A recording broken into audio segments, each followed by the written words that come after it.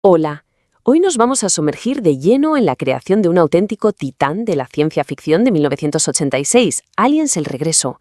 Y la verdad es que es una historia alucinante, llena de caos organizado, de innovación técnica pura y dura y de una determinación absoluta. Y claro, la gran pregunta que cualquiera se haría es, ¿cómo se le da continuidad a una obra maestra del terror espacial? El papelón que tenía James Cameron al coger el testigo de esa mítica primera película de Ridley Scott del 79 era, monumental. Tenía el listón literalmente por las nubes. Pues bien, la respuesta de Cameron fue dar un giro brillante. En lugar de intentar copiar esa fórmula de terror psicológico puro, cambió radicalmente de rumbo hacia la acción y la guerra sin cuartel. Se inspiró muchísimo en la novela Starship Troopers y en la crudeza de la guerra de Vietnam para crear un mundo totalmente nuevo. Y todo esto se resume a la perfección en esa frase promocional que ya es historia del cine. Esta vez es la guerra. Una secuela de acción, cambiando la franquicia. Vale, metámonos de lleno en esto. Lo curioso es que James Cameron empezó a escribir el guión de esta secuela en sus ratos libres porque estaba esperando a que Arnold Schwarzenegger terminara de rodar otra peli para poder empezar con The Terminator. Como vemos, la gran diferencia visual y temática es la clave del éxito. La del 79 iba sobre el aislamiento, el terror más absoluto. En cambio, la del 86 es puro combate y adrenalina. Este giro le encantó a los ejecutivos de Fox, tanto que le ofrecieron a Cameron dirigirla. Eso sí, con una condición innegociable. Solo lo haría si The Terminator reventaba la taquilla primero. Y por suerte para la historia del cine, ya sabemos lo que pasó. Hablemos de cifras, porque esto tiene tela. La estrella indiscutible aquí es Sigourney Weaver, pero su regreso estuvo pendiendo de un hilo. Resulta que en el estudio no querían ni oír hablar del sueldazo que pedía, y llegaron a exigirle a Cameron que reescribiera el guión para cargarse a Ripley de la historia, tal cual. Obviamente Cameron dijo que ni hablar. Ante este órdago, el estudio tuvo que ceder y le acabaron pagando a Weaver la friolera de $1 millón. Para que os hagáis una idea, eso es 30 veces más de lo que cobró en la primera película. Ella misma tenía sus dudas sobre volver a este universo, principalmente por miedo a que su personaje perdiera fuerza. Pero ese vínculo casi maternal que le escribieron con la niña, con Newt, fue lo que acabó convenciéndola.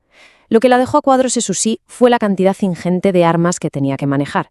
Hasta bromeaba diciendo que, con tanto tiro y tanta explosión, se sentía como una rambolina. Una ironía tremenda teniendo en cuenta lo poquísimo que le gustan las armas en la vida real. Formando al pelotón, reuniendo al escuadrón.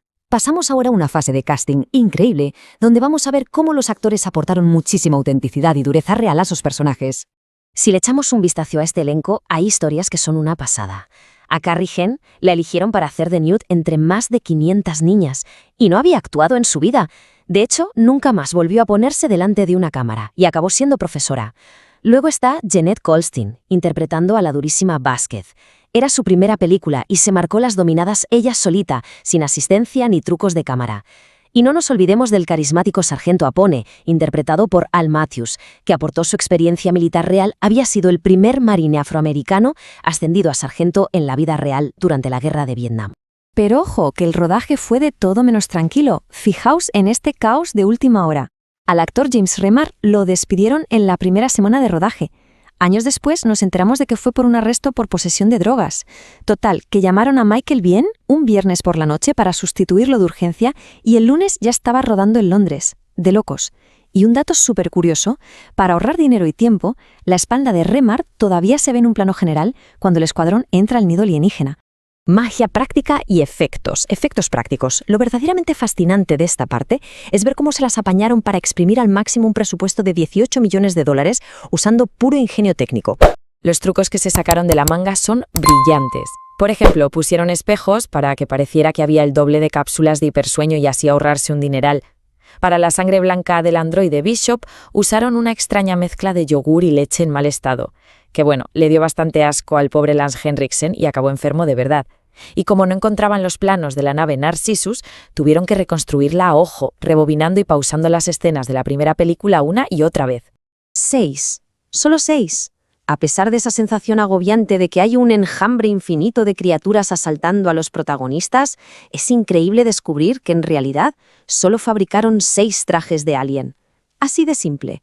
Los hicieron súper ligeros y flexibles para que los especialistas pudieran moverse rapidísimo. Todo lo demás es pura magia e ilusión cinematográfica. Eso sí, en total contraste con esos trajes ligeros, la inmensa marioneta a tamaño real de la reina Alien era un monstruo mecánico. Necesitaban entre 14 y 16 personas manejando cables y mecanismos hidráulicos a la vez para que funcionara. Y aquí viene un detallazo. Sigourney Weaver se negó en rotundo a ver cómo funcionaba el bicho por dentro antes de grabar. Quería que su reacción de terror en pantalla fuera 100% genuina. Y esto demuestra maravillosamente la obsesión de Cameron por el reloj y la tensión. Cuando en la película avisan de que faltan 10 segundos para el descenso del escuadrón, pasan exactamente 10 segundos reales hasta que caen. Y esa cuenta atrasagónica de 15 minutos hasta la gran explosión nuclear dura literalmente 15 minutos exactos de metraje. Ni un segundo más, ni un segundo menos. El caos del rodaje, tensión en el set. El punto clave de todo esto es que toda esa maestría técnica que vemos terminada fue el resultado de uno de los rodajes más conflictivos y peligrosos de la industria. Es que la tensión que se palpa no era solo actuación. Hubo un momento, grabando dentro del vehículo de asalto, en el que unos plásticos empezaron a quemarse y a consumir todo el oxígeno del plató. Los actores se estaban asfixiando literalmente. Contaban que era como si alguien les hubiera robado el aire de los pulmones de golpe. La cosa se puso tan fea que tuvieron que parar todo y arrancarle el techo al vehículo para que pudieran respirar. Y claro, el lugar de rodaje tampoco daba ninguna tranquilidad. Grabaron las escenas principales en una central eléctrica abandonada a las afueras de Londres que estaba a reventar de amianto, un peligro brutal para la salud. Tuvieron que traer a un equipo especial para descontaminar todo a fondo. Lo más irónico de todo es que, después de esa limpieza, los medidores decían que el aire de esa central abandonada era de mejor calidad que el de los mismísimos estudios Pinewood. A los peligros físicos sumadle un ambiente de trabajo súper tenso. El equipo de rodaje británico desconfiaba por completo de la capacidad de James Cameron. Eran ferozmente leales a Ridley Scott y a su forma de trabajar, y a Cameron lo veían como un intruso. Él intentó ganárselos organizando pases de The Terminator para demostrarles de lo que era capaz, pero ni caso. Los trabajadores simplemente pasaban de él y no iba nadie a las proyecciones. Y esta pesadilla organizativa se alargó hasta la postproducción. Imaginaos al gran James Horner, el compositor, teniendo que crear la banda sonora en solo 3 semanas, para una película que cambiaba de montaje cada día. Fue tan agotador eso de reescribir música una y otra vez que Horner juró y perjuró que jamás volvería a trabajar con Cameron. Por suerte para nosotros, se reconciliaron y años después nos regalaron las bandas sonoras de Titanic y Avatar. Al final, la obra está plagada de regalos para los más atentos. Por ejemplo, si escucháis el audio hasta el final de los créditos, se oye el ruido inconfundible y espeluznante de un huevo alienígena abriéndose. Te deja un mal cuerpo increíble. Ah, y un apunte importante. En el 92 se lanzó una edición especial con 18 minutos extra que aporta una profundidad emocional brutal sobre la familia de Ripley. Muy recomendable. Y con esto llegamos a la gran reflexión final. Sabiendo todo lo que pasaron, el amianto, las asfixias, las fricciones constantes con el equipo, hacer sangre con yogur caducado y todo ese caos organizado que fue el día a día, resulta casi milagroso ver el resultado final en pantalla. Es posible que, precisamente de esta presión extrema y de todos esos conflictos, haya surgido la mejor secuela jamás creada en la historia del cine. Es algo que da mucho que pensar y, desde luego, invita a volver a verla y a maravillarse de nuevo. Muchísimas gracias por acompañarnos en este repaso a fondo y nos vemos en el próximo.